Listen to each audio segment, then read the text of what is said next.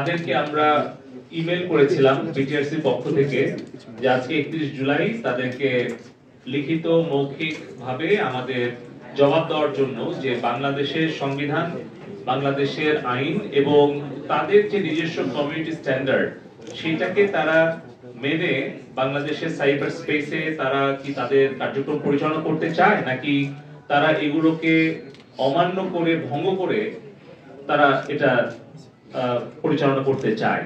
তো সেইটার জবাব প্রথমে টিকটক দিয়েছিল এবং আজকে টিকটকের প্রতিনিধি শারীরিকভাবে উপস্থিত হয়ে মৌখিকভাবে সেটার ব্যাখ্যা দিয়েছে এবং তারা আমাদেরকে আশ্বস্ত করেছে যে এই বর্তমান পরিস্থিতি স্বাভাবিককরণের জন্য, আইন শৃঙ্খলা রক্ষা করার জন্য এবং বাংলাদেশের নাগরিকদের জীবন রক্ষা এবং নিরাপত্তা নিশ্চিত করা এবং সরকার এবং রাষ্ট্রের সম্পত্তি রক্ষার জন্য তারা সহযোগিতা করেছে এবং আগামী দিনেও করবে। ফেসবুক গতকালকে রাত্রে আমাদেরকে ইমেইলে রিপ্লাই দিয়েছে এবং তারা আশ্বস্ত করেছে এবং আজকে তারা ভার্চুয়াল মাধ্যমে তারা আমাদের সাথে বৈঠক করেছে প্রায় 1 ঘন্টার উপরে এবং তাদের গ্লোবাল লিগ্যাল টিম এবং তাদের যে আঞ্চলিক প্রধান তারা সকলেই সেখানে উপস্থিত ছিল। আমরাও আমাদের লিগ্যাল টিম এবং বিটিআরসি পুরো টিম আমরা আমাদের উপস্থাপনা তুলে ধরেছি এবং তার প্রেক্ষিতে তারা তাদের যে সহযোগিতা সেটি আশ্বস্ত করেছেন। কিন্তু আমরা ফেসবুকের যে সহযোগিতা বিশেষ করে 16, 17 এবং 18 তারিখ যখন আসলে মূলত সহিংসতা পুরো বাংলাদেশে ছড়িয়ে যায় সেই সময় তাদের যে সহযোগিতা তাতে আমরা আমাদের অসন্তুষ্টি প্রকাশ করেছি এবং ভবিষ্যতে তারা আশ্বস্ত করেছে যে তারা এই যে আমাদের প্রাণহানি হয়েছে, সম্পদের ক্ষতি হয়েছে তার কারণে তারা দুঃখ প্রকাশ করেছে এবং আগামী দিনে আরো আন্তরিকতার সাথে কাজ করবে এবং তাদের যে রিসোর্স ফ্যাক্ট চেকিং কিংবা তাদের এআই টুল ব্যবহার এই সকল বিষয়ে কিছু দুর্বলতা আমরা তুলে ধরেছি যে তাদের দিক থেকে এই প্রক্রিয়াগত যে দুর্বলতা আছে, প্রযুক্তিগত দুর্বলতা আছে, আমাদের কাছে কি মনে হয় সেটা আমরা তুলে ধরেছি, সেটাও তারা অনেকাংশে মেনে নিয়েছে।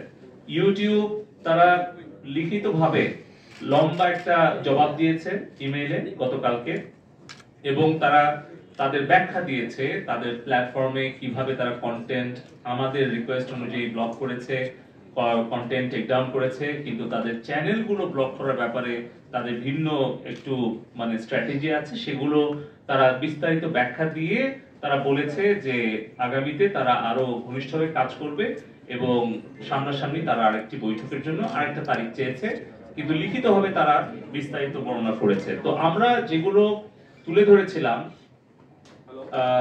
আমাদের বৈঠকে সেটা আমি আপনাদেরকে সংক্ষিপ্ত হবে ইউটিউবে যে বিষয়গুলো আমরা আজকে তুলে ধরেছিলাম সেটা আমি উল্লেখ করতে চাচ্ছি।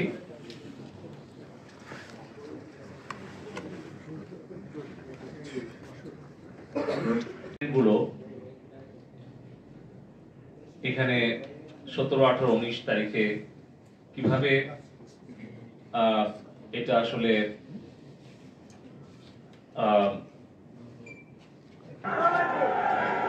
এখানে আপনি দেখছেন যে ভিডিও, ছবি এবং মানে এটাকে এখানে কিন্তু সাধারণ ছাত্রছাত্রীরা না এই ভিডিওগুলোতে দেখা যাচ্ছে এবং তারা উল্লাস প্রকাশ করছে সরকারের গুরুত্বপূর্ণ স্থাপনা এবং জনগণের সম্পদ তারা ধ্বংস করছে প্রকাশ্যে এবং এটাকে তারা লাইভ করছে, ফেসবুকে এগুলো বুস্ট করছে। এটা কোনোভাবেই ফেসবুকের নিজের রুলস রেগুলেশন এবং কমিউনিটি স্ট্যান্ডার্ড এটা কমপ্লাই করে না, আমরা এটাই বলেছি।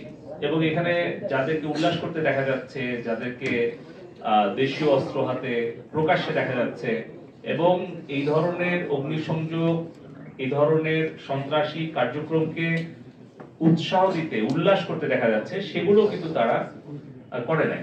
মানে আমাদের যদি ভায়োলেন্স এন্ড ক্রিমিনাল বিহেভিয়ারের প্যাটার্ন দেখেন, সেফটি এবং যেগুলো আপনার ধরেন কমিউনিটি স্ট্যান্ডার্ড এবং সবকিছু মিলায় প্রত্যেকটা ক্যাটাগরি ধরে ধরে কিন্তু আমরা অভিযোগগুলো করেছি। এখানে আপনারা দেখছেন যে কিভাবে আমাদের সশস্ত্র বাহিনীকে মানে আক্রমণ করার জন্য সোশ্যাল মিডিয়াতে উস্কানি দেওয়া হয়েছে, এবং কোন অ্যাকাউন্ট থেকে কোন পেজ থেকে সেটাও কিন্তু আমরা উল্লেখ করে বলেছি। এবং যেগুলো ছবি এবং ভিডিও কিছু তুলে ধরা হয়েছে এবং কিছু কিছু আবার এডিট করা হয়েছে। তো এভাবে এই বিষয়গুলো তাদের কিছু কমিউনিটি স্ট্যান্ডার্ড গাইডলাইনে বলা আছে যে কোন ধরনের ছবি ভিডিও তারা তাদের প্ল্যাটফর্মে অ্যালাউ করে না বা করবে না, কিন্তু তারা কিন্তু বাংলাদেশের এই গত 10 দিনের ঘটে যাওয়া যে অনাকাঙ্ক্ষিত ঘটনাগুলো সেগুলো কিন্তু তারা সবসময় বরঞ্চ তারা মানে নাই। এবং আপনি দেখছেন যে এখানে যে adult sexual exploitation, privacy violation, এই সবগুলোই কিন্তু ভঙ্গ করেছে এই পেজগুলো, এই অ্যাকাউন্টগুলো, যেগুলো একজন মাননীয় সংসদ সদস্য সম্পর্কে এবং আরো বেশ কিছু আমরা অভিযোগ দিয়েছি, যেটা তাদের ব্যক্তিগত গোপনীয়তা এবং ব্যক্তিগত সুরক্ষা, এবং এটা আসলে নারীর প্রতি আপনার অবমাননাকর এবং এটা খুবই অগ্রহণযোগ্য কন্টেন্ট গুলো এখনো তারা রেখে দিয়েছে।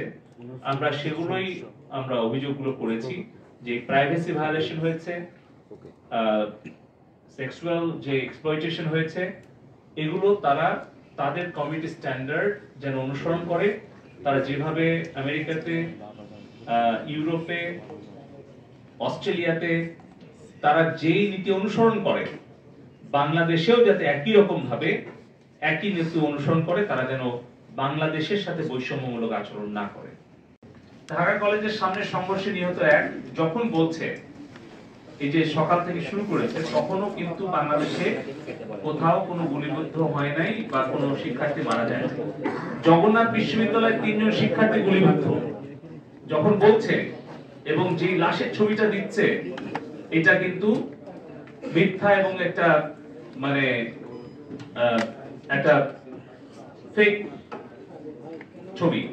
তো এইটা আমরা বলেছি ফেসবুকে যে এই ধরনের বিষয়গুলো বলার পরেও আপনারা এই কন্টেন্ট গুলোকে ব্লক করলেন না, আপনারা এই অ্যাকাউন্ট গুলোকে ব্লক করলেন না, এই কন্টেন্ট গুলোকে টেক ডাউন করলেন না। এর ফলে তো উস্কানিতে এই ছাত্র আন্দোলন, একটা শান্তিপূর্ণ আন্দোলন, অরাজনৈতিক আন্দোলনকে যারা উদ্দেশ্যমূলক ভাবে সহিংস এবং রাজনৈতিক আন্দোলন নিয়ে গেল, সেইখানে তো ফেসবুক এই দায়গুলো এড়াতে পারে না। তারা বলেছে যে আগামী দিনে তারা আরো দায়িত্বশীল থাকবে। তারপরে তো কিভাবে আমাদের metro rail station, metro rail, elevated expressway, toll, server, data centre, সেতু ভবন, ত্রাণ ভবন, একের পর এক হামলা করা হলো। থানা, ডাক ভবন, সবগুলো সরকারি স্থাপনাতে আক্রমণ হলো, সেগুলো আমরা তুলে ধরেছি। এবং আমাদের জাতীয় সম্পদ রক্ষা মানে কিভাবে আমরা নষ্ট হতে দেখলাম। পাশাপাশি এখানে পিনাকি ভট্টাচার্যের এখান থেকে উদ্দেশ্যমূলক ভাবে এটা 17ই জুলাই বলছে, যেটা আমাদের বিটিআরসির আসলে নেটওয়ার্ক মনিটরিং একটা টুল সহ যে গাড়িটা spectrum frequency monitoring, different purpose, different মানে উদ্দেশ্য নিয়ে যে গাড়িটা কাজ করে, অথচ উদ্দেশ্যমূলক ভাবে তারা বলছে যে এই গাড়িগুলোই নাকি মোবাইল নেটওয়ার্ক ব্লক করার জন্য ব্যবহার করে। তার মানে বিটিআরসির আমাদের যে রেগুলার যে নেটওয়ার্ক ফ্রিকোয়েন্সি স্পেকট্রাম মনিটরিং যে ভেহিকল, এটাকে উস্কানি দিচ্ছে যাতে আক্রমণ করে নষ্ট করে দেওয়া হয়। এবং এখানে আপনারা দেখছেন যে আরেকজন প্লেটো মজুমদার, সে কমেন্টসে বলছে যে এই গাড়িগুলো নাকি ইসরায়েল থেকে আনা হয়েছে। সো আমরা এটা বলেছি যে এই ধরনের পোস্ট যদি ইসরায়েলে দেওয়া হতো তাহলে কি তারা রাখতো? আমরা এই প্রশ্নগুলো করেছি। তো তারা বলেছে যে আগামী দিনে তারা আরো সহযোগিতা করবে। তো তো কি প্রতিশ্রুতি দিয়েছে, মানে তারা তাদের এই কন্টেন্ট, তারা যে পার্সেন্টেজ কন্টেন্ট তারা টেক ডাউন করেছে সেটার ব্যাখ্যা দিয়েছে যে এগুলো তাদের কমিউনিটি স্ট্যান্ডার্ডের সাথে কমপ্লাই করে না, সেহেতু তারা এটা করেছে। আর কেন করতে পারেনি সেই ব্যাখ্যাটাও কয়েক পৃষ্ঠা ধরে তারা ব্যাখ্যাটা দিয়েছে লিখিতভাবে। আর বলেছে যে তাদের অ্যাকাউন্ট গুলোকে ব্লক করার ব্যাপারে তারা একটু মানে শক্ত অবস্থায় থাকে, এবং তার কারণও তারা ব্যাখ্যা করেছে। যেহেতু তারা একটা ব্রডকাস্টিং চ্যানেল, তারা অনেক ব্যাখ্যা দিয়েছে। মানে আপনাদের নিজস্ব ইউটিউব চ্যানেল আছে যারা মেইন স্ট্রিম মিডিয়া, সো বিভিন্ন কন্টেন্ট আছে। ওরা বেশি করে বলছে যে তারা বেশিরভাগ সময়ে তারা চায় যে কোনটা কোন বয়সের জন্য অ্যাপ্রোপ্রিয়েট আর কোনটা কি ধরনের কন্টেন্ট, এই ধরনের যদি কেউ ব্যানার বা কোনো ডিসক্লেমার দিয়ে দেয় তখন তাদের পক্ষে আসলে তাদের রুলস অনুযায়ী ব্যবস্থা নেওয়া কঠিন হয়। তারপরেও তারা বিস্তারিত ব্যাখ্যা দিয়েছে যে কোন কোন জায়গাতে তারা আমাদের সহযোগিতা করতে পারলো আর কোন কোন কন্টেন্ট টেকডাউনের জন্য করতে পারলো না, সেই বিষয়ে ভবিষ্যতে তারা আরো ক্লোজলি কাজ করবে এবং তারা আগামী দিনে সরাসরি আরেকটা বৈঠকে সময় চেয়েছে।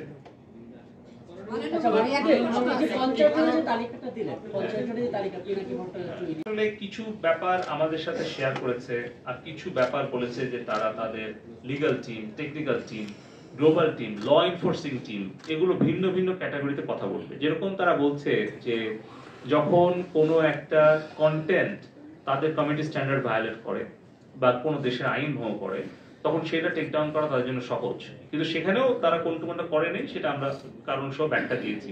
তারা বলেছে যে এটা আগামী দিন আরো সহযোগিতা করবে, কিন্তু ব্যক্তির ব্যাপারে যখন হয় তখন সেই বিষয়টা তারা বলছে যে ওই ব্যক্তির সামগ্রিক কর্মকাণ্ডের একটা মানে ভ্যালুয়েশন তারা করে, ইভালুয়েশন করে। আরেকটা হচ্ছে ওই ব্যক্তির পেজে বা অ্যাকাউন্টে কখন কোন কন্টেন্ট বা কোনো ভিডিও, কোনো ছবি, ইমেজ বা কোনো স্ট্যাটাস কোনটা আসলে কোনটাকে আঘাত করছে সেই অনুযায়ী তারা বেশি আগ্রহী ওই content wise, post wise action নিতে। হ্যাঁ, আমরা এটা প্রমাণ করতে পারছি এবং তার জন্য আমরা অনেকগুলো আমরা দিয়েছি, এবং তারা যদি কনভিক্টেড হয় তাহলে সেটা একভাবে তারা দেখে। তারা যদি ধরেন যে তাদের একটা কন্টেন্ট একটা দেশের বিরুদ্ধে গেল, একটা কন্টেন্ট আরেকটা ব্যক্তির বিরুদ্ধে গেল, একটা কন্টেন্ট হয়তো ওদের কমিউনিটি স্ট্যান্ডার্ড ভায়োলেট করলো, কিন্তু আরেকটা কন্টেন্ট হয়তো তারা বুস্ট করে তাদের বিজনেস প্ল্যাটফর্ম হিসেবে নিচ্ছে। সো এইভাবে কিন্তু তারা কিছু কিছু কৌশল নিয়েছে এই দেশ বিরোধী চক্রান্তকারীরা, সেটাও আজকে আমাদেরকে তারা ব্যাখ্যা দিয়েছে। জি, আমরা বিভিন্ন সময় অনলাইন প্ল্যাটফর্মে আপনি আমাকে দেন, আপনি যদি নির্ভরযোগ্য সূত্র আমাকে না দেন তাহলে তো আমি এটা গ্রহণ করতে পারবো না। আচ্ছা, আমার প্রশ্নটা অন্য জায়গায়, মানে এই যে আমি জানি যে টিকটক চাইনিজ কোম্পানি না। এখন আপনি যদি জানেন যে টিকটক চাইনিজ কোম্পানি তাহলে আমাকে একটা নির্ভরযোগ্য সূত্র এবং তথ্যপাত্র দিলে তখন আমরা টেলিকম ডিভিশন এটা মেনে নেব। কিন্তু আমাদের কাছে টিকটকের যিনি প্রতিনিধি এসেছিলেন ওনাকে আমরা জিজ্ঞেস করেছিলাম যে আমরা বেশ কিছু মিডিয়াতে দেখছি আপনারা কি চাইনিজ কোম্পানি কিনা। উনি বলে গিয়েছেন যে ওনারা চাইনিজ কোম্পানি না, ওনাদের operation, management, data, everything separate করা, সেটা ইউএস, সিঙ্গাপুর এইরকম জায়গা। আর ওনাদের কোম্পানি কোথায় রেজিস্টার্ড বা কোথায় ওনাদের ধরেন কোম্পানি রিটার্ন দেয় এটা তো আসলে আমরা জিজ্ঞেস করতে পারি না। কিন্তু উনি দায়িত্বকে বলে গেছেন যে টিকটক চাইনিজ কোম্পানি না। এখানে আমাদের লিগ্যাল অ্যাডভাইজার ছিলেন, লিগ্যাল কমিশনার ছিলেন, পরিচালক, ডিরেক্টর আছেন, ডিজি আছে, সচিব আছে, চেয়ারম্যান আছে, আমাদেরকে বলেছে। সো এই কারণে আমরা তাদের কাছ থেকে শুনেছি যে টিকটক চাইনিজ কোম্পানি না। আপনার কাছে যদি কোনো অথেন্টিক সোর্স থাকে যে টিকটক চাইনিজ কোম্পানি আপনি দিলে আমরা আবার তাদের কাছে একটা ইমেল পাঠাবো। এটা আমি জানি না যে আমাকে আপনি অথেন্টিক সোর্সে না বললে আমরা তো এটা কোনো ইন্টারনেটের গতি বৃদ্ধি করা আমাদের সর্বোচ্চ সক্ষমতা আমাদের প্রয়োগ করা, এবং এই কারণেই আমরা এই ভিপিএন ব্যবহার করা, লোকাল ক্যাশিং সার্ভার অফ রাখা, এই ধরনের কিছু টেকনিক্যাল যে পয়েন্টগুলো আমাদের টেকনিক্যাল রিসোর্স দিয়েছে তার প্রেক্ষিতে কিন্তু আমরা সবগুলোই অ্যাপ্লাই করছি যে কত দ্রুত ইন্টারনেটের সম্পূর্ণ সক্ষমতা দিয়ে সম্পূর্ণ গতিটা আমরা বৃদ্ধি করতে পারি, তার জন্য আমাদের প্রচেষ্টা অব্যাহত। মাননীয় মন্ত্রী, আপনি বলেছেন 67% টিকটক 67% টেক ডাউন করেছে, গুগল করেছে 20%, ফেসবুক কতটুকু করেছে বা তার কাছে 13% না দেখুন, মাননীয় মন্ত্রী মহোদয়, আমি দেখাইছি প্রেজেন্টেশন। 13%। মাননীয় মন্ত্রী মহোদয়, আপনি আপনার দীর্ঘ বক্তব্যে মাননীয় মন্ত্রী মহোদয়, আপনি আপনার দীর্ঘ বক্তব্যে দেশের স্বাধীনতা, সার্বভৌমত্ব, শান্তি, অর্থনৈতিক সমৃদ্ধি, নানা যেগুলো আজকে আমরা করিনি সবগুলো আমরা গ্রহণ করলাম, করে আমরা এগুলো গুছিয়ে বিটিআরসি থেকে এর পরবর্তী বৈঠকে আমরা জিজ্ঞেস করব। তারপরে এগুলো জিজ্ঞেস করে যে উত্তর পাবো পরবর্তী সংবাদ সম্মেলনে জানাবো।